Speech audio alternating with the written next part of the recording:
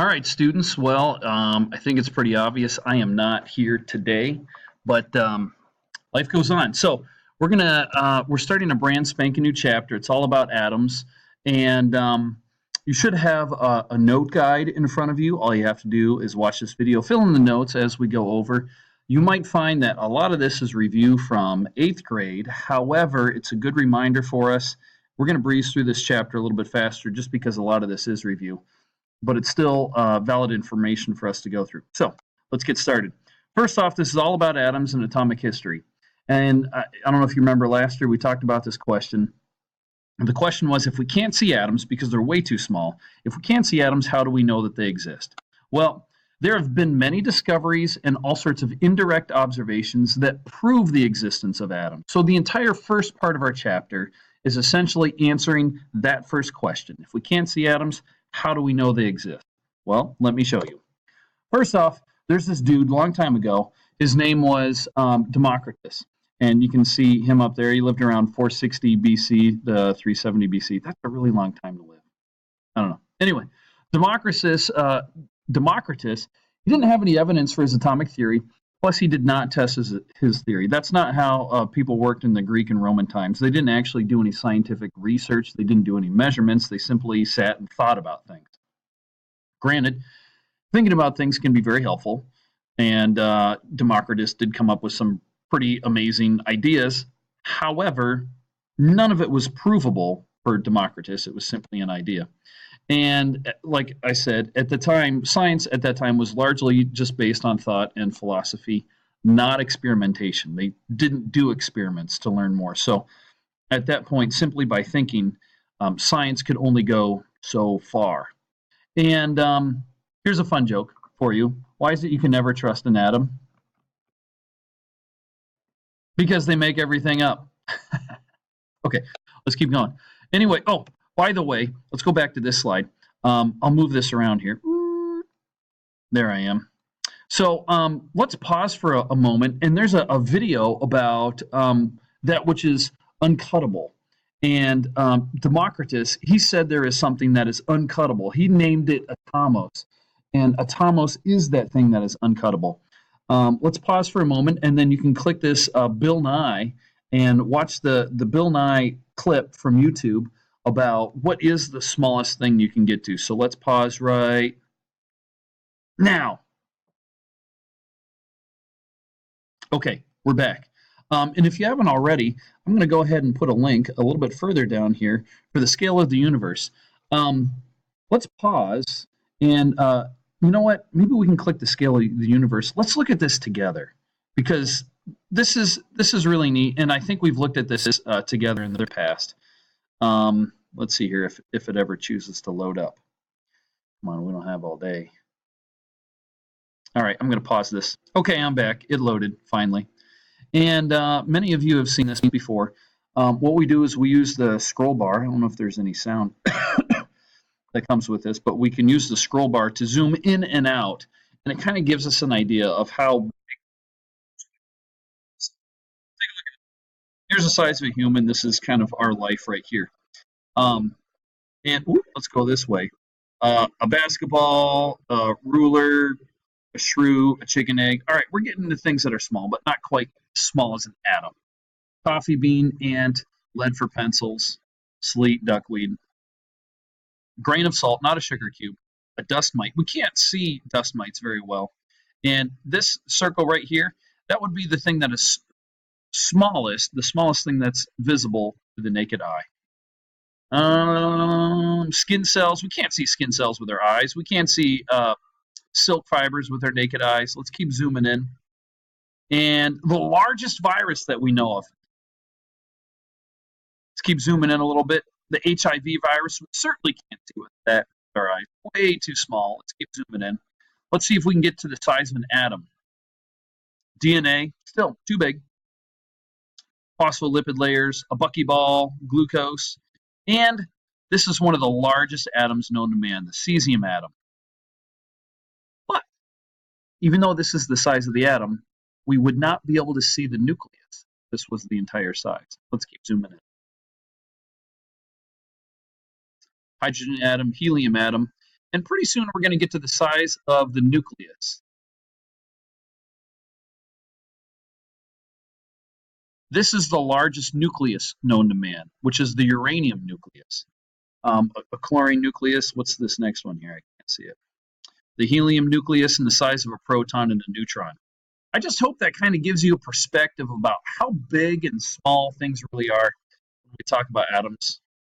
Atoms, they're small. This might be good background music in my video, but it's also very distracting. So, goodbye. And, oh, crud. Let's go back to where we were. Not back to the beginning. Time out. Okay, I'm back. So, now let's talk about, we're going to continue to talk about Democritus and atomic theory. So, again, if we can't see atoms, how do we know what they look like? Democritus, the ancient Greek philosopher, he was the first credited with the idea of thinking of something that is so small that you can't cut it down any further. So he thought to himself, I wonder, like, if I were to take a plate and I were to break the plate into a smaller piece and then smash that smaller piece and then get that smaller piece and smash it down even further, is there a point at which something cannot be broken down any further? And he says, I bet there is. I'll call it Atomos. And Atomos is the Greek word for uncuttable. So he named this uncuttable object Atomos. Could he prove it? No. Did he test it? No. Here's a picture of Democritus down here. He's kind of a crazy looking dude. Needs to comb his hair.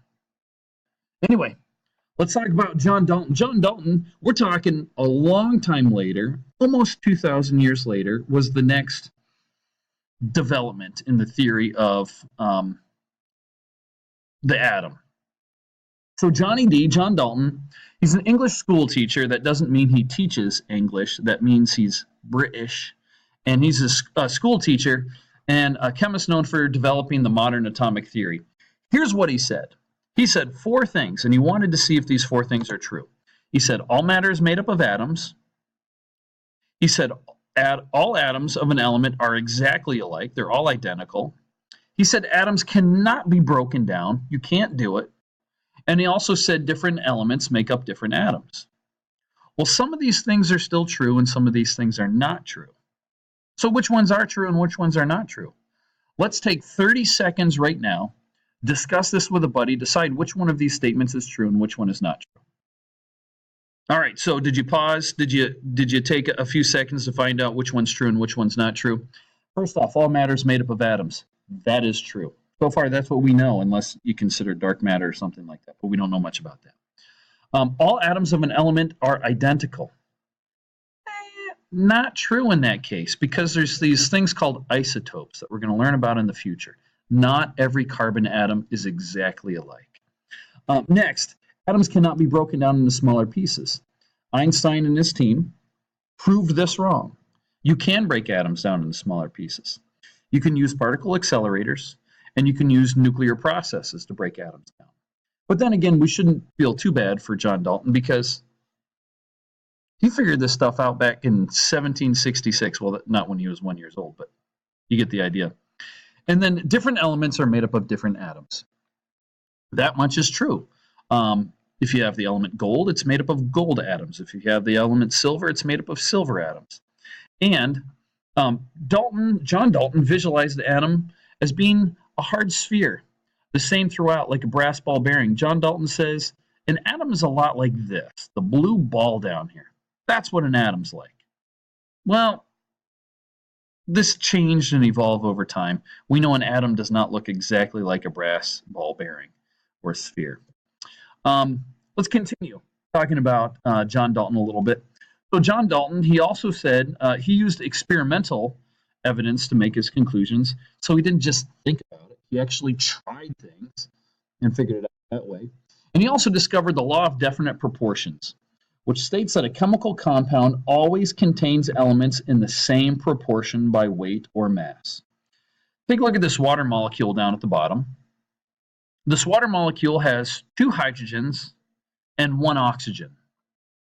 Well, what about every water molecule on planet Earth? Are they different or are they the same? According to the law of definite proportions, every water molecule is exactly the same. It's got a certain amount of oxygen, 1, and a certain amount of hydrogen, 2. It's all exactly like that. So here's kind of a caricature, a picture of John Dalton here coming up with the whole idea of the law of definite proportions. In Dalton's theory, he couldn't explain everything about how atoms behave. He was working on it, but he couldn't figure everything out. Anyway, let's keep going on. Then comes along William Crookes. Our textbook doesn't talk much about William Crookes. I like to call him Billy. But anyway, William Crookes, he set up a cathode ray tube experiment in which he was able to create a green glowing light of negative particles. You might be like, what is a cathode ray tube? Well, these TVs that are really, really thick and heavy, these are called CRT TVs, cathode ray tube TVs. So inside this TV would be a cathode ray tube. I don't completely understand how it works, but there's a cathode ray tube inside those big, fat, huge TVs. The thin TVs, nope, no cathode ray tube. But anyway, the cathode ray tubes, they were used in CRT TVs and computer monitors. I don't have any more monitors like that. Those are a thing of the past. But Crookes' cathode ray tube produced a green glow, which he hypothesized to be negative particles. But he couldn't prove it. So when he looked inside this tube here, he's like, hey, that is a green glowing gas, and I think they are negative particles. And people said, prove it. And he said, I can't prove it. I think it's negative, but he couldn't prove it. Well, then comes along the scene J.J. Thomson. J.J. Thomson was smart enough that he could prove it. So J.J. Thomson was able to prove the green light in the cathode ray tube experiment was negative particles. What he did was he placed a magnet next to it. You can see in this picture here that this is the cathode ray tube, and there is light that's kind of going through this cathode ray tube. Now, if you stick a magnet next to light that comes out of a flashlight, does a magnet affect the light that comes out of a flashlight? No, because light is not magnetic. But in this case, the light does bend. So they started thinking to themselves, wait, why is this light bending? Maybe it's more than just light. Maybe there are negative particles. To prove that they're negative, that's why they used a magnet.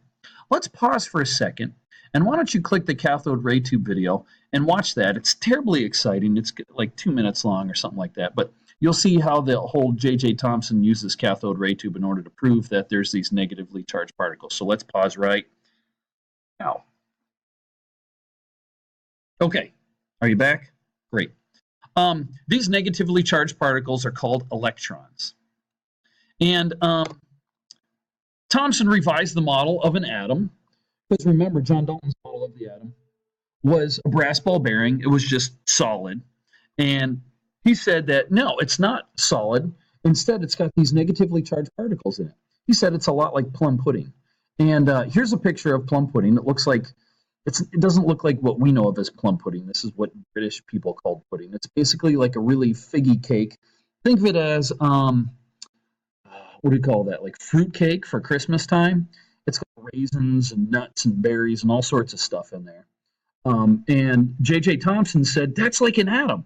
It's positive, but those little negative pieces in there, those little cherries and berries, those are going to be the electrons. So he says an atom looks like this. Well, we know an atom doesn't look exactly like that now, but it was a good theory. Let's keep going. Then comes along Ernest Rutherford. Ernest Rutherford, he conducted the famous gold foil experiment in which he shot alpha particles at a thin sheet of gold foil. So Ernest Rutherford, he's got this alpha particle gun. Alpha particles are small, positive little pieces of matter, and he's shooting these small, positive little pieces of matter directly at a screen. And these small pieces of matter, he expects them, well, let's see, Rutherford expected the alpha particles to blast through the gold foil, but he was surprised to see that some of the positively charged alpha particles bounced back. He actually compared it to shooting like a shell from a cannon, not like a seashell, but like a piece of artillery from a cannon at a piece of tissue paper, and then it bouncing off of the tissue paper. He did not expect these results at all. So he said there's something in the atom that's really, really dense, and it's really hard, and it's really positive, because the alpha particles that I shot were positive too. I think I'm going to have to stop my recording here because I think I can only go to 50.